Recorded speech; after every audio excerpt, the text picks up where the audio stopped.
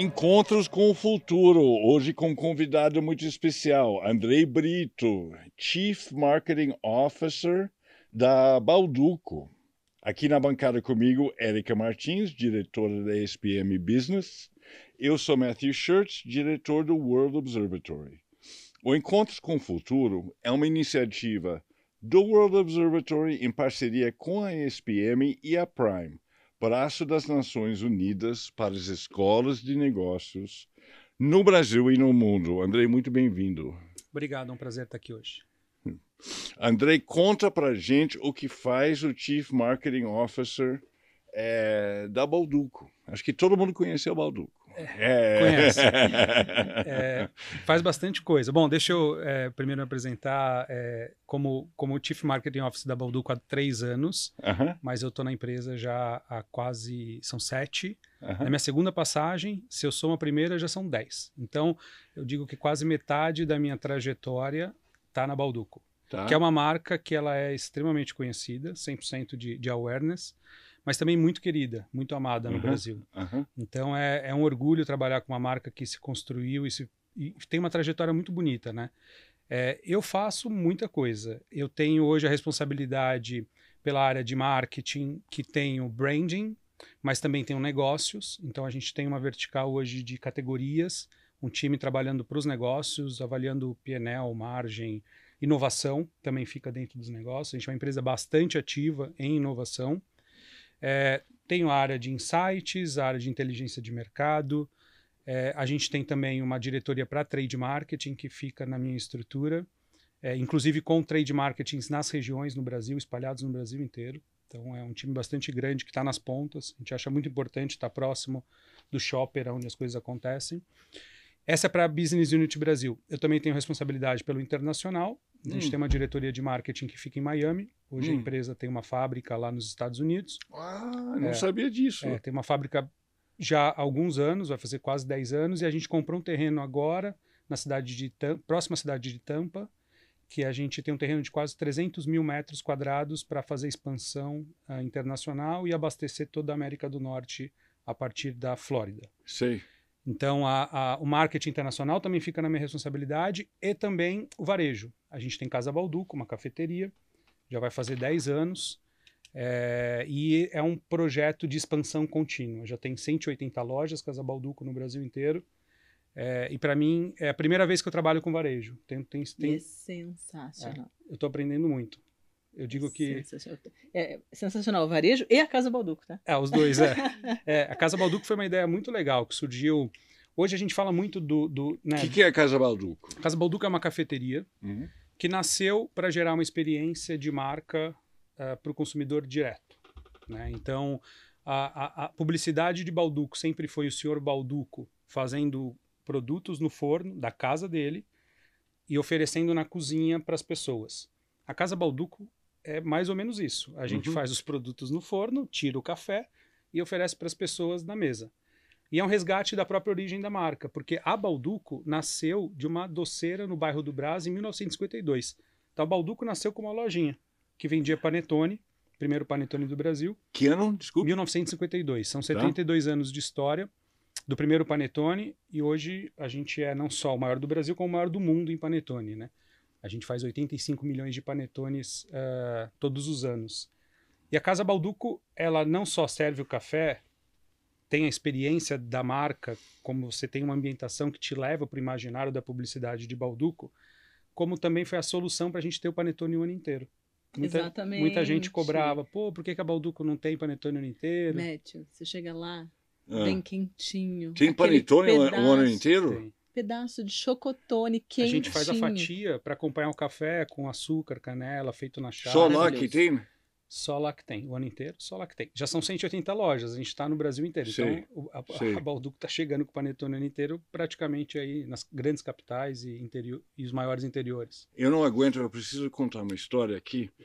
Eu trabalhei na editora Abril, muitos anos atrás, e o nosso chefe, chefe de várias revistas, eu era chefe de uma revista, mas tinha outras, e o chefão lá e tal, ele estava cobrando da gente tomar atitudes para o Natal e a gente chegar antes. E ele falou, e eu vou chamar isso do nosso momento Balduco. Olha lá! Todo mundo entendeu o que ele quis dizer. Quando os panetones já começam a chegar, aquelas revistas juntos, assim, vocês eram o modelo nosso. Isso é um insight que ele é muito verdadeiro. Assim. Tem poucas marcas que eu trabalhei sempre com alimentos, né? Então, a gente está próximo dos produtos que a gente trabalha. Em alimentos, a gente consome. Mas a Balduco, ela tem uma relevância cultural, né? Um insight super verdadeiro de que ela, no Brasil, tem papel de anunciar a chegada do Natal. Exato. Sim. As pessoas veem a caixa amarela e falam, opa, tá chegando o Natal. Esse é um grande símbolo. Então, Sim. não tem nem a mensuração desse valor. É muito mais que o produto, né? Tem um significado enorme por trás. Né? E impressão minha, ou vocês vêm recuando a data? Antecipando? Antecipando, Todo mundo me pergunta isso. Eu também tenho essa impressão. Eu não calculei ainda. A minha resposta é, a gente chega mais ou menos na mesma época sempre, agora. Estamos em setembro, outubro, às vezes um pouquinho para frente, um pouquinho para trás. Mas a sensação que eu tenho é que a vida está passando mais rápido. Os anos passam mais rápido, a sensação de que acabou é natural. Por que não? Chega em julho? Não, tô brincando contigo. É que assim, eu amo Natal. Então eu já tô lá olhando pro canto da minha árvore, sabe? Será que eu já posso? Essa pergunta do porquê não, uma que tem a magia do anúncio, outra porque a gente exporta para 50 países. Então a gente exporta para o Japão, para a Austrália, para os lugares mais distantes do mundo. Então a gente precisa começar a produção para atender esses países que estão mais longe, para a gente conseguir chegar, para fazer o Natal do Japão, da Austrália, e depois abastecer o mercado dos Estados Unidos, também é abastecido por aqui, e depois chegar aqui no Brasil. Né? Sim, sem dúvida. Mas a Balduco é muito mais do que panetone, né? Já foi 100% panetone, um dia, né? Vendeu só panetone quando começou, hoje é menos que um quinto. Eu imagino. É grande. Mas assim, dentro das tuas responsabilidades tem muita coisa. E toda a linha que ela tem hoje está contigo em relação ao que você faz, ao que você gerencia. Tá. Desde gerenciamento do negócio, como ele está indo, e a gente tem várias categorias. Então a gente tem biscoitos, que a gente tem uma posição de liderança nos produtos de valor agregado, muita inovação. Tem uma padaria que a gente chama, que são os panificados, aí a gente tem os pães, mas também tem torradas, bolinhos, outros itens, né, de panificação. E o sazonal, que é o Natal e a Páscoa. Então a gente divide o nosso negócio assim. Mas dentro disso tem todos, enfim, inovação, comunicação, ativação, tudo. André, pensando na tua trajetória agora como André, por que o ramo de alimentos? Foi alguma coisa que aconteceu, você se encantou e simplesmente ficou lá? Ou era alguma coisa que quando você estudava era um sonho trabalhar? Como foi isso? Olha, eu fui atraído, vou te contar, eu fui atraído pelo marketing, por um case da indústria farmacêutica. Uau, bem próximo, né? Era um case de bastante distante, mas eu gostei tanto do que eu vi numa aula e eu falei, bom, é isso que eu quero fazer. Quando eu comecei a buscar, eu estava aberto a qualquer coisa e eu fui parar em banco. Comecei por banco.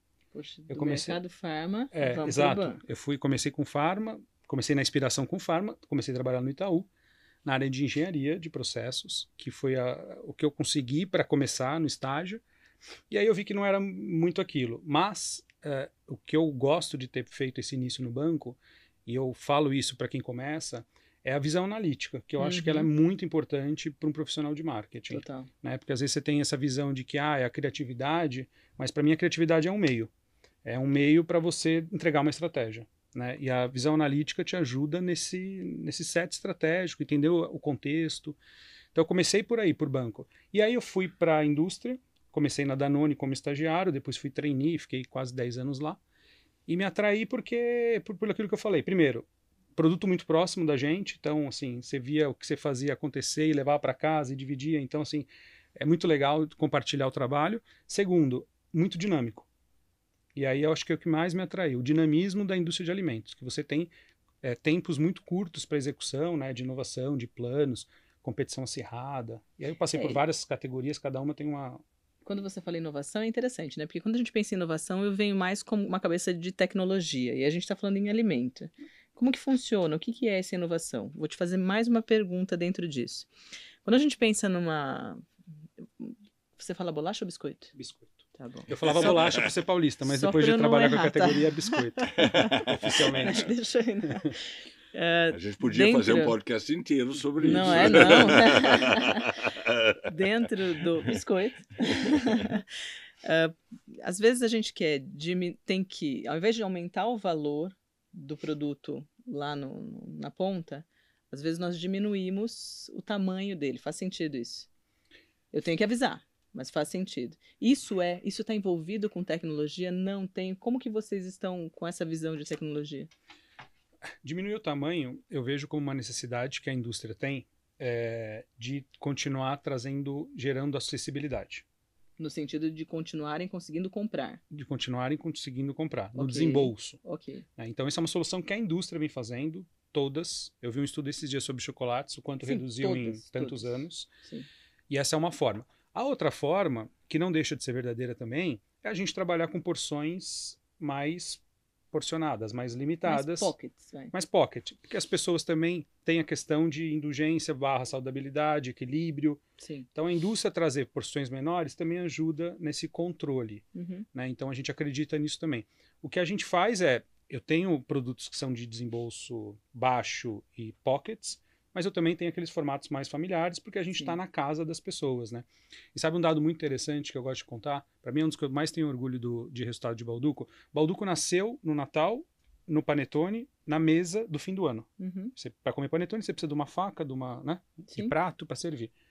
E a gente, desde o ano passado, já é a marca de alimentos mais consumida do Brasil fora do lar. Até o ano passado a gente só perdia para Coca-Cola. E a Balduco, isso era o segundo colocado. Agora tem algumas marcas de bebidas, é um dado da Kantar. E a gente, hoje, é a marca mais consumida fora do lar de alimentos. Ou seja, a gente conseguiu fazer um movimento de virar um snack, de expandir o portfólio. Isso fez com que a marca também se aproximasse de um público mais jovem. Sem dúvida. Né? Então, é um case de sucesso que, enfim, é um trabalho de anos, de décadas. E isso não tem a ver com tecnologia. Como que vocês tratam a questão de tecnologia? Você diz tecnologia para inovação de produto? Exato. Para a gente o que a gente acredita como inovação? A gente costuma trabalhar o quê? A gente vê produtos que têm potencial mundialmente, então a gente se inspira muito fora do Brasil, nas grandes feiras globais, e a gente traz com a possibilidade de torná-lo acessível, em duas óticas, de desembolso, que a gente falou agora, e de distribuição. A gente é uma marca muito distribuída, tem 200 mil pontos de venda. 200 mil? 200 mil pontos de venda no a gente Brasil. chega com o Balduco, uma marca monolítica, né? Geralmente quando você tem empresas que trabalham várias marcas, tem um pouco de dificuldade porque você tem muitas marcas dentro do portfólio. Com fábricas aonde? A gente tem 5 fábricas no Brasil, Minas Gerais, São Paulo, Alagoas e a de Miami é a 6ª. Tá, atendendo 200 mil. 200 mil pontos de venda. Aqui. Mas a tecnologia para a gente, ela é um meio para a gente fazer a inovação acontecer. Okay. Então, por exemplo, o pão. A gente acabou de lançar um pão, já faz alguns anos, mas a gente lançou um pão com uma tecnologia que a gente importou da Europa para ele ter um tempo de vida mais estendido, para a gente conseguir fazer com que o pão no Brasil chegasse aonde o pão ainda não chegava, porque a barreira de entrada era o tempo, a logística, o tempo que tinha para chegar. Uhum. Então a gente foi buscar as melhores tecnologias mundiais, foi se inspirar na Europa, só existia na Itália e na França e trouxe para cá para executar. Então tecnologia para a gente é um meio para viabilizar a inovação, para que ela seja relevante e acessível. Certo. E eu vou, curiosamente, eu quero saber, numa questão cultural interna da Balduco, você citou Coca-Cola, mas eu vou para a Ambev. Tá. Funcionário da Ambev não toma Coca-Cola, mas nem por nada. Você consome outra marca? Se tiver... Não, eu consumo. Curiosidade. Não, primeiro que a gente, a Balduco, ela se inspira também nos concorrentes, e a gente genuinamente acredita isso. Frase do dono, do acionista, quando entra um concorrente, a gente sabe que a gente vai se sentir provocado para fazer melhor. Sim. Então a gente gosta muito de que nossos mercados tenham concorrentes bons, porque inclusive por ser inovador, a gente acredita que os concorrentes ajudam a desenvolver o mercado. Que é muito difícil fazer um trabalho de desenvolvimento de mercado sozinho. Sim. Né? Mas a gente gosta de chegar primeiro. E ao chegar primeiro, a gente vira referência. E isso foi assim na nossa história. Com torradas, com wafers, com cookies, com chocobiscuit. Então a gente vira a grande referência. Né? Tem uma frase que o fundador da empresa tem, que virou um lema interno, que é: se não tiver, a gente faz. Isso foi para a publicidade em 1997, quando a Balduco criou esse posicionamento que a gente conhece hoje. Esse posicionamento tem 25 anos. E foi por um filme na Rede Globo em italiano, o pai e o filho conversando, o pai falando, filho, a gente vai ter que mudar, a gente vai pro Brasil. Aí o filho fala, mas pai, lá tem panetone, tem biscoito gostoso, tem bolo. Aí o pai olha para ele e fala assim, filho, se não tiver, a gente faz. E essa foi a história até hoje. Legal. É bem legal. A minha pergunta é um pouco nessa linha. No Brasil, todo mundo conhece o Bauducco. Certo. É referência total e tal. Como é que se faz o marketing fora do Brasil? O que eu costumo... Quais são os desafios? Devem ser muito diferentes. Sim, com certeza. O que eu costumo dizer é que minha posição hoje é uma posição privilegiada de trabalhar com uma marca que tem os fundamentos muito bem feitos. Então, teve muita consistência e meu trabalho hoje é de evolução. Eu digo que a receita de sucesso de Bauducco são 3 pilares. Storytelling verdadeiro, isso é um diferencial da marca, porque tudo que a gente conta está na raiz, esse filme foi a verdade que aconteceu. Consistência, então durante muitos anos criou um posicionamento muito consistente. E terceiro, evolução constante, não parar.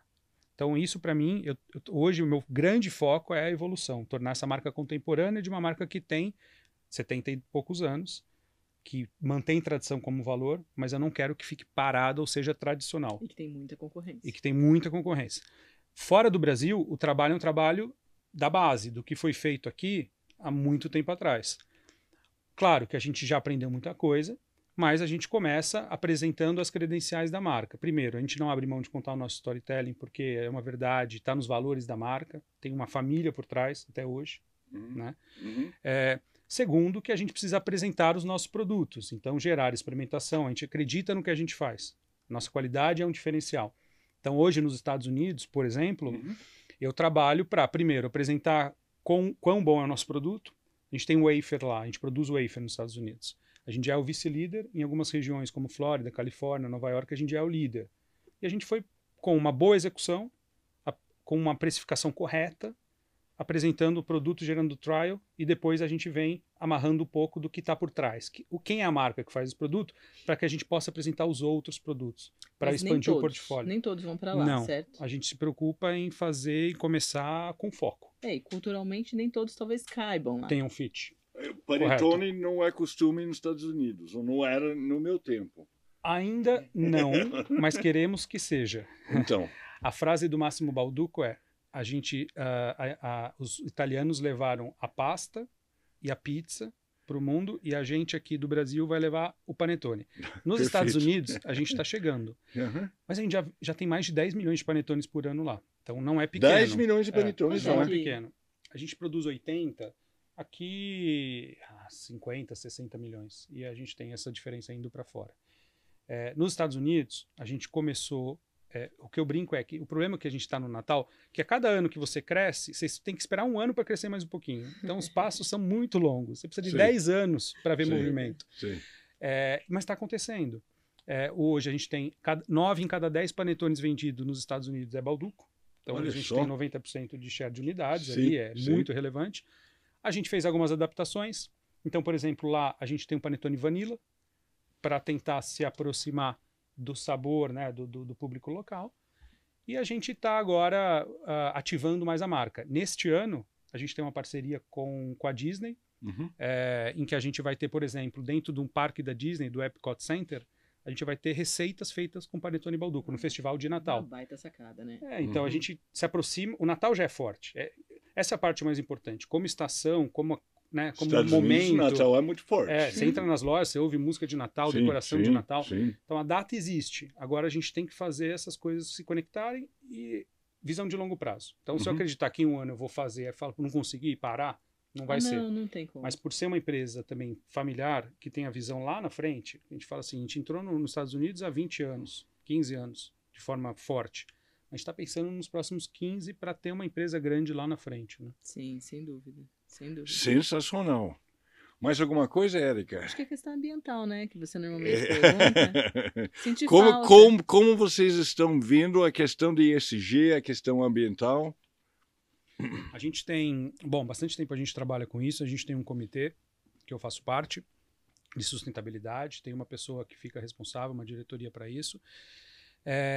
O que a gente costuma fazer e falar, assim, por ser uma empresa familiar que acredita muito no que faz, a gente costuma fazer mais do que falar, né? Para não confundir isso como uma narrativa de marca, versus uma que a gente acredita como crença da empresa.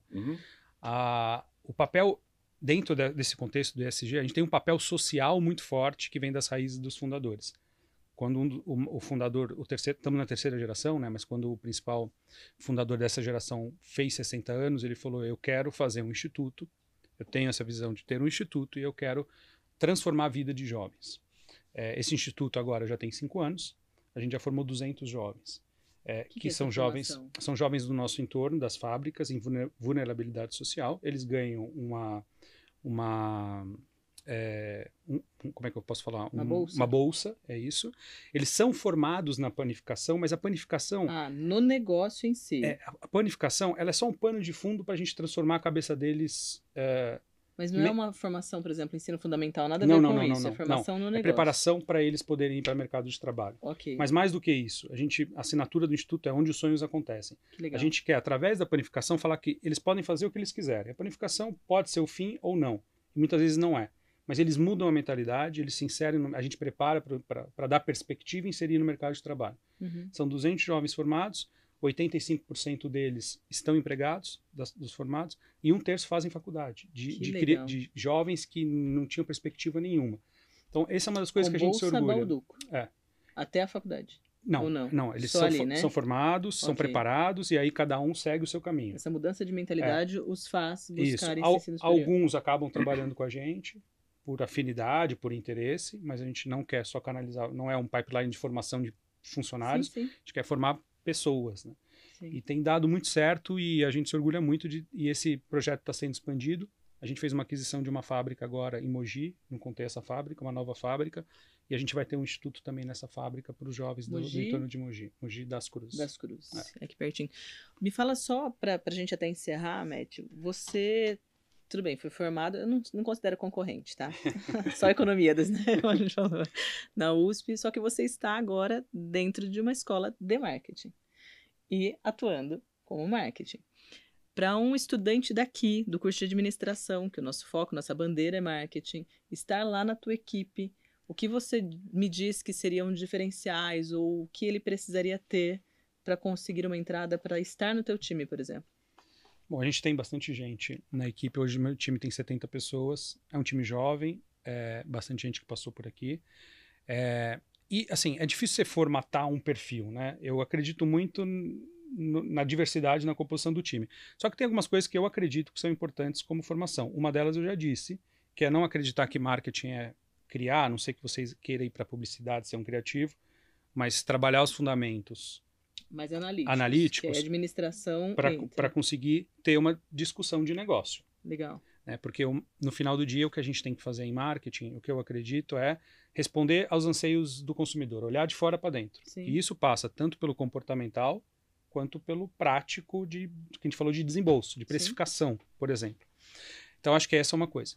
O segundo ponto eu acho que ainda continua valendo, vem inteligência artificial, a gente usa, né, dados para ser preditivos, vai cada vez mais utilizar, mas tem que ter o que a gente... Tem um livro que eu li que chama Garra, que ele fala um pouco sobre isso, né? Essa força de vontade de querer fazer e aprender. Sim. Porque se lá atrás, quando eu me formei, aprender já era importante, hoje, toda semana a gente tem que estar aprendendo, né? Então essa vontade de querer o tempo todo estar se ampliando o repertório, e o marketing precisa disso, né? Você precisa estar o tempo todo se conectando com o que está acontecendo. Uhum. Então, acho que isso é fundamental. Vai acontecer enquanto a pessoa estiver na carreira, seja quantos anos for. Né? Tem vaga para a gente mandar alguém para lá? Tem? Sempre tem. Vou pegar depois o link tem. Contigo. Tá bom. Fantástico, André, fantástico. André, muito obrigado e espero que possa voltar em breve para nos atualizar, tá? Tá, foi ótimo. Um prazer estar aqui com vocês. Obrigado. Obrigada.